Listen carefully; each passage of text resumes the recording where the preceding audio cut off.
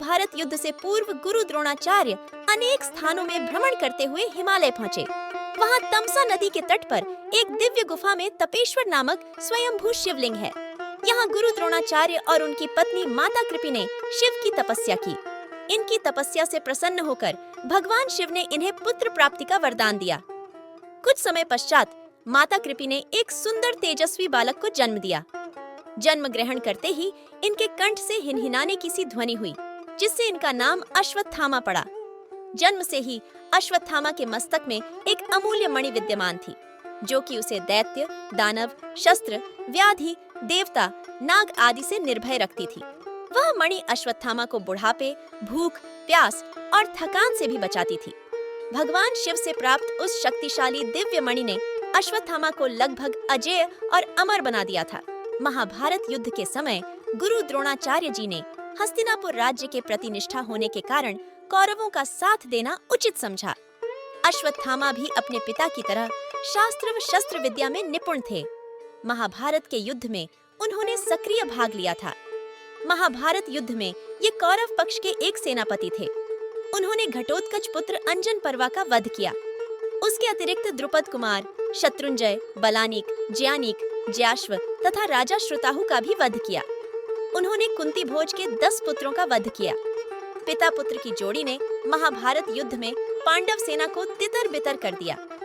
पांडवों की सेना की पराजय देखकर श्री कृष्ण ने युधिष्ठिर को कूटनीति अपनाने का विमर्श दिया। इस योजना के अंतर्गत यह सूचना प्रसारित कर दी गई कि अश्वत्थामा का वध हो गया है। जब गुरु द्रोणाचार्य ने धर्मराज युधिष्ठिर से अश्वत्थामा की सत्यता ज्ञात करनी चाहिए, तो उन्होंने उत्तर दिया, अश्वत्थामा वध कर दिया गया, परंतु गज। श्री कृष्ण ने उसी समय शंखनाद किया, जिसके शोर से गुरु द्रोणाचार्य अंतिम शब्द सुन ही नहीं पाए। अपने प्रिय पुत्र की मृत्यु का समाचार सुनकर अपने शस्त्र त्याग दिए और युद्ध भूमि में नेत्र बंद कर शोक संतप्त अवस्था में विराजित हो गए। गुरु द्रोणाचार्य जी को निशस्त्र देखकर द्रौपदी के भ्राता दुष्टद्युम्न ने तलवार से उनका मस्तक विच्छेद कर डाला। गुरु द्रोणाचार्य की निर्मम वध के पश्चात पांडवों की विजय होने लगी। इस प्रकार महाभारत युद्ध में अर्जुन के तीरों एवं भीमसेन की गदा से कौरवों का नाश हो गया। दुष्ट और अभिमानी दुर्योधन की जंघा भी भीमसेन ने मल्ल युद्ध में खंडित कर दी।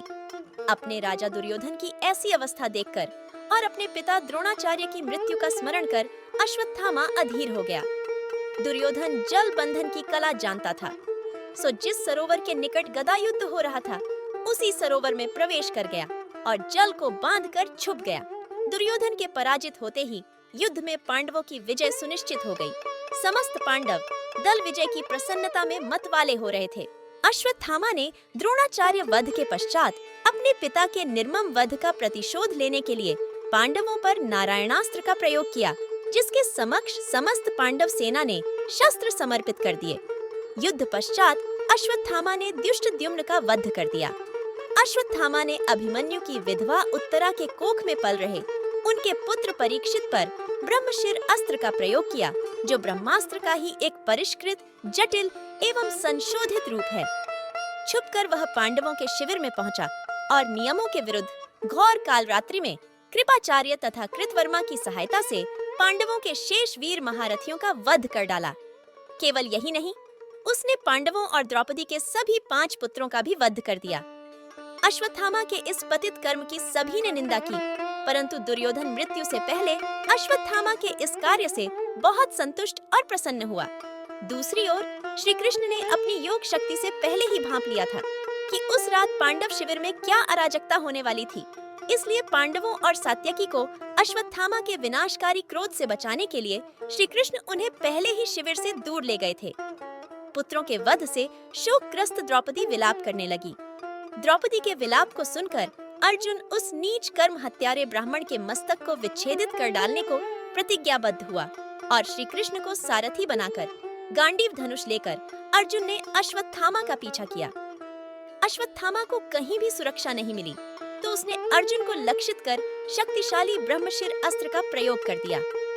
अश्वत्थामा ब्रह्मशिर चालन से तो अभिज्ञ था, परंतु लौटा लाना से अनभिज्ञ था। उस अति प्रचंड तेजोमय अग्नि को अपनी ओर आता देख अर्जुन ने श्री कृष्ण से विनती की, हे जनार्दन, आप ही इस त्रिगुणमयी सृष्टि का सृजन करने वाले परमेश्वर हैं। सृष्टि के आदि और अंत में आप ही शेष रहते हैं। आप ही अपने भक्तजनों की रक्षा के लिए अवतार ग्रहण करते हैं। आप ही ब्रह्मा स्वरूप हो रचना करते हैं, आप ही विष्णु स्वरूप हो पालन करते हैं और आप ही रुद्र स्वरूप हो संहार करते हैं। आप ही बताइए कि यह प्रचंड अग्नि मेरी ओर किस ओर से आ रही है और इससे मेरी रक्षा कैसे होगी?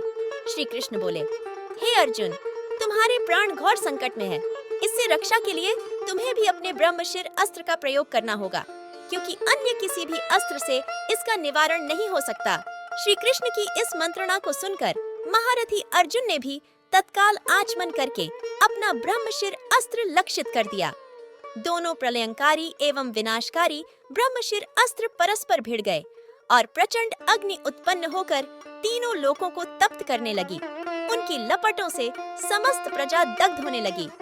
इस महाविनाश को देख वेदव्यास सामने प्रकट हुए और उनसे अपने विनाशकारी अस्त्र वापस लेने को कहा। यह सुनकर अर्जुन ने अपना अस्त्र वापस लौटाकर शांत कर दिया, लेकिन अश्वत्थामा ऐसा करने में असमर्थ था। इसलिए गुस्से में उसने अपने उस अस्त्र की दिशा उत्तरा के गर्भ की ओर बदल दी। यह कृत्य देखकर पांडवों को अत्यंत क्रोध आया और उन्होंने क्रोध में झपटकर अश्वत्थामा को पकड़कर बांध दिया। श्री कृष्ण बोले, हे अर्जुन, धर्मात्मा, निद्रामग्न, असावधान, मतवाले, पागल, अज्ञानी, रथहीन, स्त्री तथा बालक का वध धर्मानुसार वर्जित है। इसने धर्म विरुद्ध आचरण किया है। जीवित रहेगा तो पुनः पाप करेगा।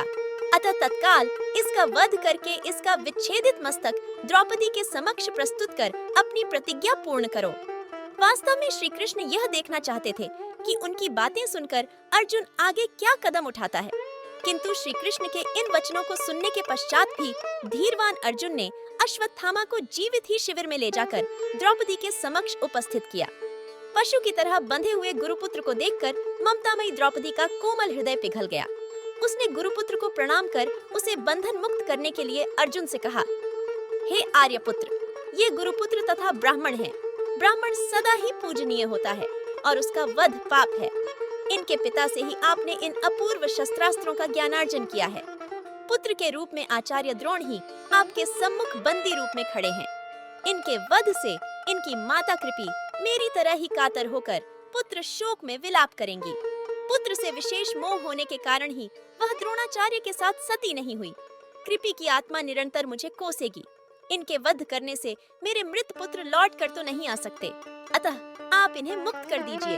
द्रौपदी के इन न्याय तथा धर्मयुक्त वचनों को सुनकर सभी ने उसकी प्रशंसा की, किंतु भीम का क्रोध शांत नहीं हुआ। इस पर श्री कृष्ण ने कहा, हे अर्जुन, शास्त्रों के अनुसार पतित ब्राह्मण का वध भी पाप है और आतताई को दंड न देना भी पाप है। अतः तुम वही करो जो उचित है। उनकी बात को समझकर अर्जुन ने अपने खड्ग से अश्वत्थामा के केश विच्छेदित कर डाले और उसके मस्तक से वह शक्तिशाली दिव्य मणि का भी विच्छेदन कर डाला। मणि विच्छेदन से वह श्रीहीन हो गया। श्रीहीन तो वह उसी क्षण हो गया था जब उसने एक निर्दोष स्त्री और उसके अजन्मे शिशु को मारने की कोशिश की थी। अर्जुन ने उसे उसी अपमानित अवस्था में शिविर से निष्कासित कर दिया। श्री कृष्ण ने अश्वत्थामा के पतित कर्मों के कारण ही अश्वत्थामा को यह शाप दिया था कि जिस प्रकार तूने पतित कर्म कर द्रौपदी की ममता को सदा के लिए शोक संतप्त दिया है, उसी तरह तू भी अपने इस अमूल्य मणि के विच्छेदित किए जाने से हुए घाव के साथ जीवित रहेगा। तू मृत्यु मांगोगा, किंतु तेरी मृत्यु नहीं होगी। तू शारीरिक और मानसिक आघातों की पीड़ा भोगता हुआ उस दुख को अनुभव कर सकेगा जो तूने दूसरों को दिए हैं, और कभी शांति को प्राप्त नहीं होगा। इसके पश्चात ही अश्वत्थामा को कोढ़ रोग हो गया था। पवित्र स्कंद पुराण के अनुसार बाद में ऋषि वेदव्यास की सलाह पर अश्वत्थामा ने कई वर्षों तक भगवान शिव की कठोर तपस्या की और उनकी भक्ति से प्रभावित होकर अंततः भगवान शिव ने अश्वत्थामा को श्री कृष्ण के श्राप से मुक्त कर दिया। और यह भी कहा जाता है कि यही वह क्षण था जब अश्वत्थामा भगवान शिव के आशीर्वाद से अमर हो गए थे। यहीं पर अश्वत्थामा की कहानी समाप्त होती है। हमें उम्मीद है कि आपको कहानी पसंद आई होगी और कृपया हमारे चैनल को लाइक, शेयर और सब्सक्राइब करके अपना समर्थन दिखाने पर विचार करें। अगले वीडियो में मिलते हैं, तब तक अपना ख्याल रखें। धन्यवाद।